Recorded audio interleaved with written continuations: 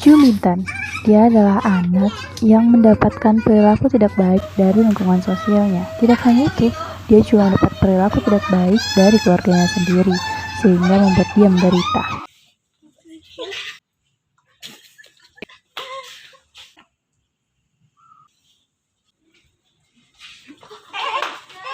Mau jatuh. Si Juminten ini apa? Oh, boleh lihat nggak? Kak, jatuh. Jatuh ya. Aduh, nggak apa-apa kak. Iya kak, nggak apa-apa kak. Oke, bye.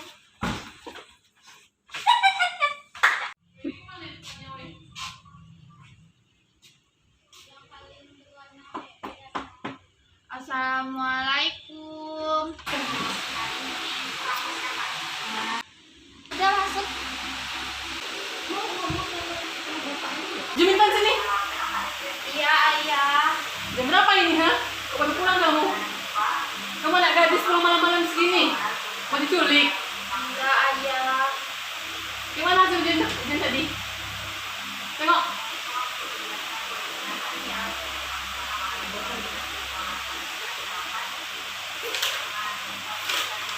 Apa ini nilai kamu segini, ha? Datang sama ya. Enggak tahu. Itu tadi. Ayah. Ibu! Apa ini? Jelek kali. Hah? Hah? Ampun mak. Kenapa nilai kamu kayak gitu? Enggak lagi. Pergi kamu ke kamar. Pergi ke kamar.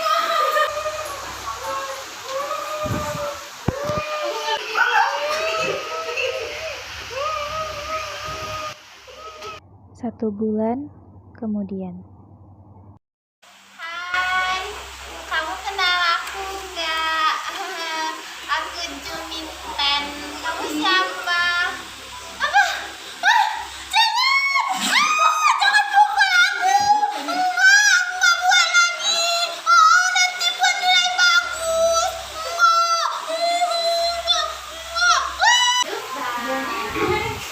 Enggak. Kamu siapa? Dan ini mulu.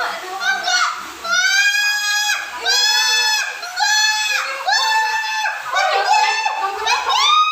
Ini ayah, kamu tenang ya. Kamu tenang, hei. Oh, ini kan namanya. Assalamualaikum, Bu. Assalamualaikum, Bu. Assalamualaikum, Bu. Waalaikumsalam. Ibu. Woi. Ibu. Ya, Nak. Nah, ada tamu, Bu. Oh, dari mana, Bu? Oh, iya, Bu. Kami berdua dari rumah sakit X, Bu. Jadi kami mau melakukan penyuluhan kepada keluarga Ibu. Oh, ya silakan masuk. Ya. Ya, silakan duduk. Kak, ada tamu, Kak. Iya, Bu. Kenapa ya, Mbak? Nah, jadi Bu, Pak, sesuai data yang kami temui di rumah sakit X, kami melihat bahwa di sini tertera bahwa anak dari Bapak dan Ibu mengalami halusinasi. Nah, tujuan kami di sini yaitu melakukan penyuluhan. Nah, bagaimana caranya jika halusinasi itu tiba-tiba muncul kepada anak Ibu? Nah, bagaimana cara mengatasinya, Pak, Bu? Nah, jadi kami di sini ingin melakukan penyuluhan tersebut kepada keluarga Bapak dan Ibu. Iya, jadi sebelumnya di sini kita kontrak waktu dulu ya Pak, Bu. Kami melakukan penyuluhan ini selama kira-kira 15 menit. Apakah Bapak dan Ibu setuju? Nah, jadi kita mulai saja ya Bu, Pak. Nah, di sini kita awali dengan saya bertanya dulu kepada Kakak, mau dijawab ya Kak. Nah, ini Kak, kapan aja ya Kak waktunya adik Kakak ini mengalami halusinasi, atau kapan tiba-tiba halusinasi yang muncul, atau sewaktu-waktu gimana gitu Kak? Nah, mohon dijawab ya Kak. Ya, ada itu Bu, nggak tentuan kapan terjadi halusinasinya itu. Cuman yang memicu terjadi halusinasi dia itu ketika ada yang berkunjung ke kamarnya, mau ibunya, bapaknya, kamarnya itu dia tiba-tiba seolah-olah kalau kami tuh menjahatin dia gitu. Jadi berarti dia tuh takut gitu kalau ada yang mendekati. Berarti dia tuh berhalusinasi bahwa orang tua atau kakaknya ini bakal nyakitin dia gitu. Iya, Dan kurang lebih seperti itu, Bu. kalau untuk waktu ininya Bu, mulai halusinasinya itu tanggal berapa atau kapan? Kurang lebih 1 bulan yang lalu. Bisa dulu. Itu adiknya ada ngasih tahu nggak Bu apa penyebab dari halusinasinya? Atau misalnya pernah curhat ke ibu atau ke bapak atau ke kakak sendiri? Kalau saya sih nggak pernah. Oh, oke. Pak, Bu, apakah kami boleh menjumpai adiknya langsung, Pak? Di sini kami ingin melihat langsung bagaimana keadaan adiknya, Pak.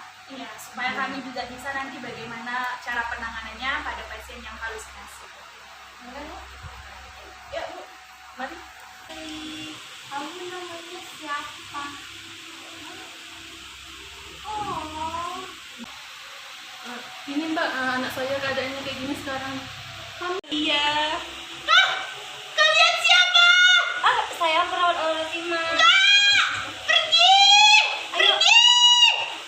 Jagain aku! Pergi sana! Pergi! Mbak, kita tutup dulu ya Mbak pintunya Mbak. Iya, kita langsung ke sini. Bercanda. Baik Ibu, sebelum kami melakukan penyuluhan tentang halusinasi tadi, kami mempunyai leaflet, jadi Ibu bisa baca-baca nanti untuk mengetahui lebih tentang halusinasi ini. Silakan dibaca Ibu, Pak.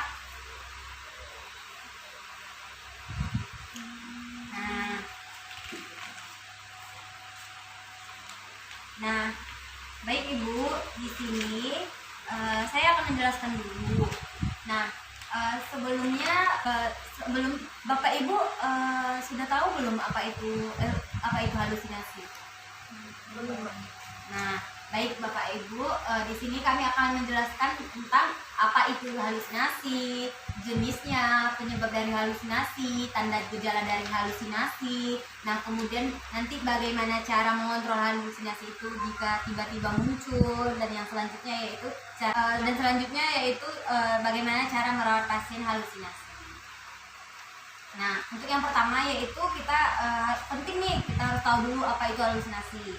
Nah, bisa Ibu lihat di leaflet juga bisa dilihat. Nah, apa itu halusinasi? Nah, halusinasi ini adalah gangguan kejiwaan, yaitu gangguan di bagian persepsi sensorik. Nah, jadi adik ini nanti menganggap yang tidak ada itu seperti nyata gitu, seperti memang betul-betul terjadi, padahal itu tidak terjadi dan tidak dilihat oleh orang lain, hanya dirinya sendiri yang merasa bahwa itu benar-benar terjadi.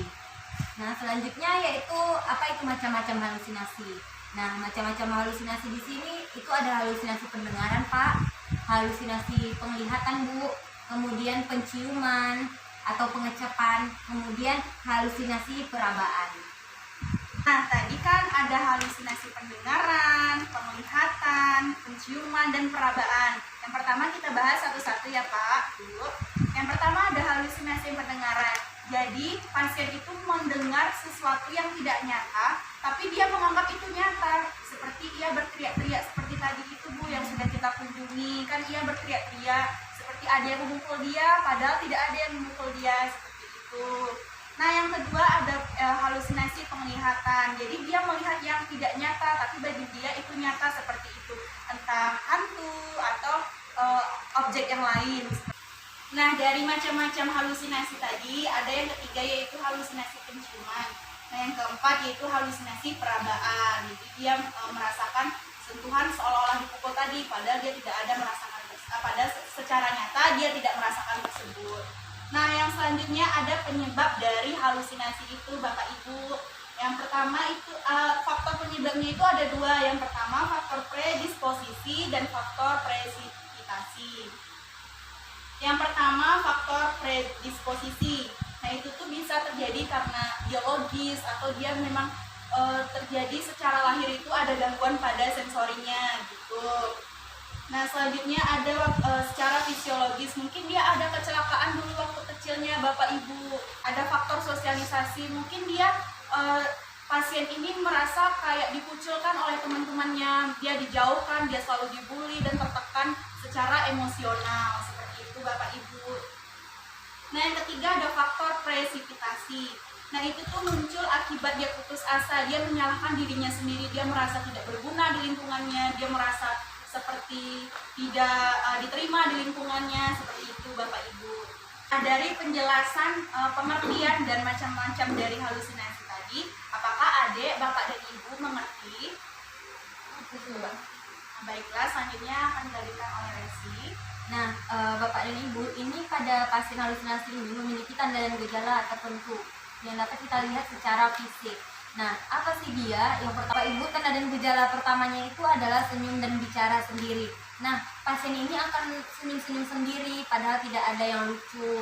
Dan terkadang memang tidak ada yang mengajak dia berbicara, tapi dia selalu berbicara sendiri. Istilahnya dia berhalusinasi bahwa ada yang mengajak dia sendiri berbicara. Nah, yang kedua itu menarik diri. Dia itu hanya ingin sendiri gitu, tidak ingin bersama orang lain atau tidak ingin keramaian. Dia seperti takut dengan keramaian, dia seperti nyaman dengan dirinya sendiri, berbicara sendiri dengan dirinya. Nah, yang ketiga itu adalah tidak bisa membedakan mana yang nyata dan mana yang tidak nyata. Nah, contohnya seperti adik tadi. Nah, adik tadi kan merasa bahwa kita itu jahat, mau menjahati dia, padahal kita ingin mengajak dia berbicara begitu. Jadi dia merasa bahwa kita itu nyata ingin menyakiti gitu, bukan ingin mendekati. Nah, kemudian kita lanjut yaitu cara mengatasi dari halusinasi itu sendiri. Yang pertama caranya itu dengan menghardi halusinasi. Nah, caranya ini jika nanti sewaktu-waktu halusinasi anak Bapak Ibu muncul kembali dan sudah mereda. Nah, pada saat halusinasinya mereda, disitulah kita mulai mendekatkan diri sebagai orang tua. Nah, di sini peran keluarga sangat penting Bapak Ibu. Nah, di sini orang tua akan mendekati pasien dari halusinasi ini dan memberikan dukungan seperti menghardi halusinasi tadi. Cara menghardinya gimana? Nanti Bapak Ibu sarankan pasien menutup telinga jika halusinasi mulai muncul atau mulai tiba. Nah, tutup telinga dengan kedua telapak tangan dan katakan iya, tutup mata dan hardi. Misalnya nanti halusinasinya mengatakan bunuh ibumu. Nanti anjurkan pasien menutup kedua telinga dengan telapak tangan, lalu menghardinya tidak ini salah gitu. Seperti tidak, ini tidak, ya, ini Bapak tidak Ibu. benar begitu. Jadi kedua sisi telapak tangan kita itu menyentuh bagian telinga itu tertutup secara sempurna. Jadi kita harus mempraktekkan itu kepada pasien tadi seperti ini. Terus tolak dengan cara seperti tidak, saya tidak mau, seperti itu. Ya, nah yang kedua yaitu bercakap-cakap dengan orang lain. Misalnya Bapak Ibu melihat si pasien sudah menyendiri atau menyudut atau sendiri di kamarnya, mulai dekati agar halusinasinya tidak kembali lagi atau tidak terulang lagi muncul seperti itu Bapak Ibu. Bawa dia berbincang-bincang agar pikirannya itu ada yang dipikirkan tidak kosong gitu. Karena pemicu dari halusinasi itu adalah karena kesendiriannya tadi juga. Nah, yang ketiga yaitu kita bisa melakukan aktivitas terjadwal. Contohnya bangun pagi, apa yang harus dikerjakan seperti bangun pagi itu harus sholat subuh dulu, kemudian mandi, masak, nyapu. Nah, ibu harus memang di sini butuh sekali dukungan dari bapak dan ibu. Keluarga Iya, di sini. betul. Dukungan keluarga itu sangat penting. Pertama, melibatkan dia dalam aktivitas sehari-hari. Misalnya, anaknya bisa diajak untuk menyapu, membersihkan halaman, memotong rumput, seperti itu. Jadi bisa juga dia bisa lupa dari halusinasi dia, tidak ingat kembali dengan halusinasi dia dengan melibatkan aktivitas-aktivitas sehari-hari. Nah, yang keempat Bapak Ibu itu memang kalau dengan cara yang tiga tadi itu tidak dapat mengatasi halusinasi ini. Ada cara yang keempat yaitu teratur meminum obat. Nah, terapi meminum obat ini dapat meminimalisir dari gejala halusinasinya Bapak Ibu. Nah, peran keluarga memang sangat penting dari penjadwalan untuk meminum obat ini. Nah, itu cara mengatasi halusinasi. Nah, kita butuh dong bagaimana cara merawat pasien halusinasi. Seperti ibu dan bapak merawat bagaimana cara merawat anak ibu ini. Nah, yang pertama itu yaitu Aku aja bilang sehari-hari sehari. udah lanjut biar nggak 3, 2. Dah. Yang selanjutnya yaitu kita perlu dong gimana cara merawat dari pasien halusinasi ini. Nah, di sini kami akan mengajarkan bagaimana cara merawat dari pasien itu sendiri. Yang pertama, jangan pernah biarkan pasien sendiri seperti yang telah saya sarankan tadi. Bagaimana cara merawatnya, yaitu jangan pernah biarkan pasien sendiri.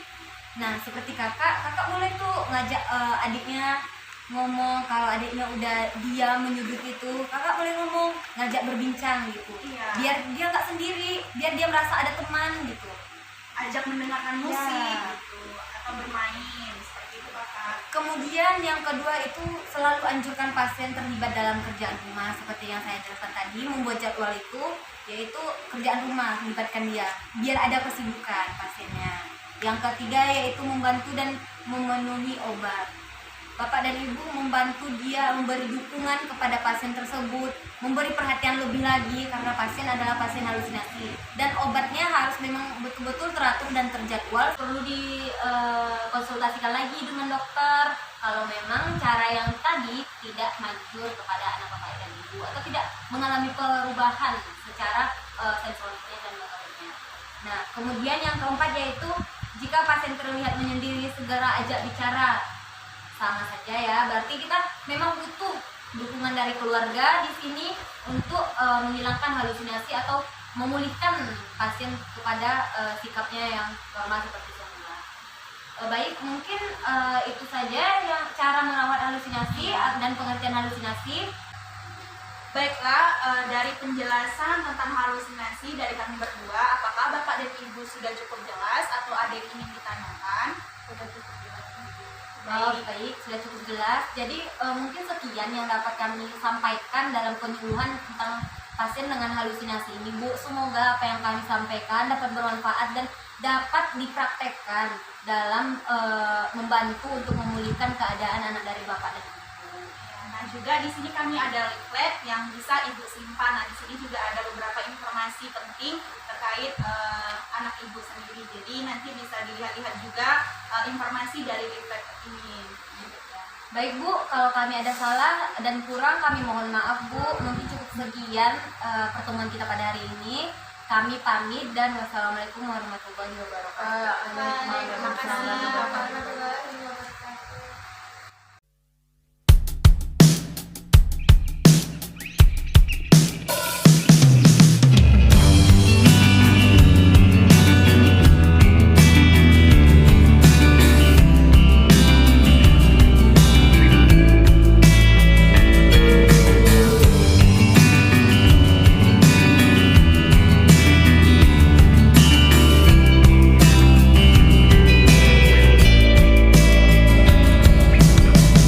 I feel something familiar.